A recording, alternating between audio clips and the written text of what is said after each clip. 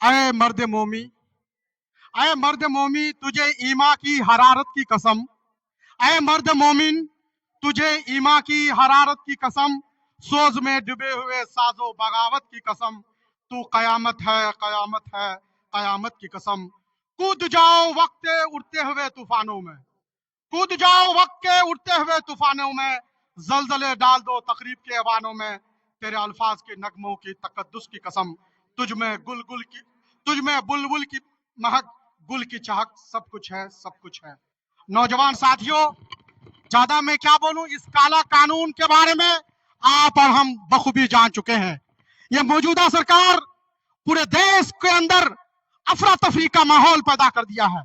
जब से ये मोदी सरकार पिछले 11 साल से हमारे हिंदुस्तान में नाफिज हुआ है, एक तरह से एक जालिम बादशाह मुसल्लत हो गया हम लोगों पे।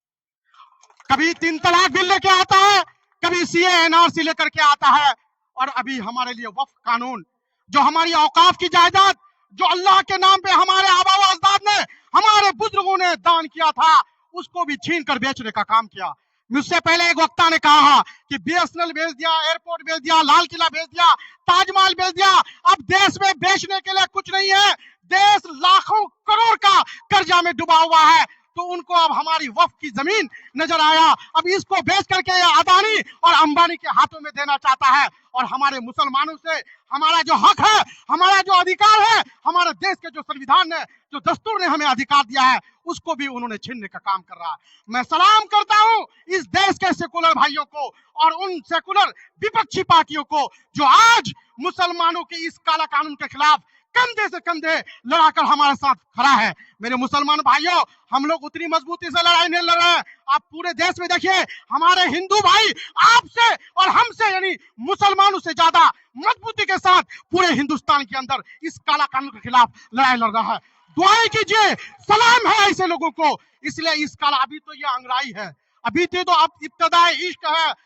आज का ये प्रोग्राम एक तरह का ये टेलर है, आप लोगों को सिर्फ बेदार करने के लिए, आप लोगों को जागरूक करने के लिए हमारे जो मुअज़्ज़ज़ रहनुमा इनकी अगुवाई किए हैं, मैं उन लोगों को भी सलाम करता हूं कि दिगल बैंक ब्लॉक से इस प्रोग्राम का शुरुआत हुआ है। अभी पूरे जिला में प्रोग्राम ही बन रहा है, लेकिन दिगल बैंक में आज का प्रोग्राम शुरू हो गया है। इसलिए मेरे नौजवान साथियों, हमसे अगर हमारा जमीन छीन लेगा, हम भीख मांग करके अपनी जिंदगी गुजर लेंगे, लेकिन हमसे हमारा अगर ईमान छीन लेगा, अगर ये सरकार हमारी ईमान पर, हमारी शरीयत पर, हमारी कानून पर, हमारी कुरान पर, हमारी शरीयत पर इन्हें डाका डालने का काम कर रहा है, हम सब कुछ बर्दाश्त कर सकते हैं। हम अपनी ईमान का सौदा किसी सूरत में नहीं कर सकते हैं, चाहे हम मर जाएंगे, मिट जाएंगे। इसलिए खासकर मैं जितने भी मेरे मुसलमान भाई हैं या मेरे हिंदू भाई भी हैं, उनको भी मैं दिल से सैल्यूट करता हूं। आज हमारे साथ इस कारवा के साथ हजारों लाखों हिंदू भाई चल रहे हैं, हमको उनको भी मजबूती के साथ लेकर चलना है।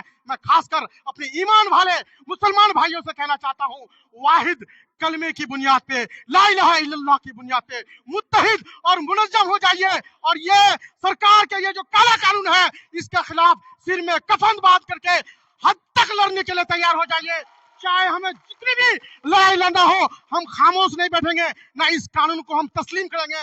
इसके लिए हमें हंसते हंसते अगर फांसी भी चढ़ जाना पड़ेगा तो हम चढ़ जाएंगे, हम सूली पे चढ़ जाएंगे, हम हर तरह की कुर्बानी देने के लिए तैयार है। हमारे जो आबा व अजदाद, हमारे जो अकाबरीन है, हमारे जो रहनुमा है, ये लोग जब भी हम लोग को आवाज दे, जो भी हुक्म करे, हम लोग उनकी आवाजों पे लब्बैक करेंगे और अपने हद तक गुजरने के लिए तैयार हो जाएंगे। इसलिए मेरे नौजवान साथियों, यहां से जाना है, अज़्म करना है, जब भी हमें वक्फ कानून के खिलाफ आवाज दे हमारे अकाबिर, तो हम लोग को लब्बैक करके हर प्रोग्राम में मजबूती के साथ 1 आदमी 10 आदमी को लेके आना है। आज यकीनन हम लोग कम तादाद में हैं, इंशाल्लाह आगे जब भी आप लोगों को आवाज दी जाए, 1 आदमी 10 आदमी को लेके आएंगे, और ये सरकार, ये नीतीश कुमार को भी उनकी औकात दिखा देंगे कि तुम हमेशा हमको जो ठगने का काम किए हो, हमेशा मुसलमानों को तुम कहते हो कि हम मुसलमानों का बहुत अच्छा है। हमारे बीच में भी कुछ लोग मीर कासिम, मीर जाफ के सौतेला भाई हैं। आज देखिए, ये काला कानून पास हुआ,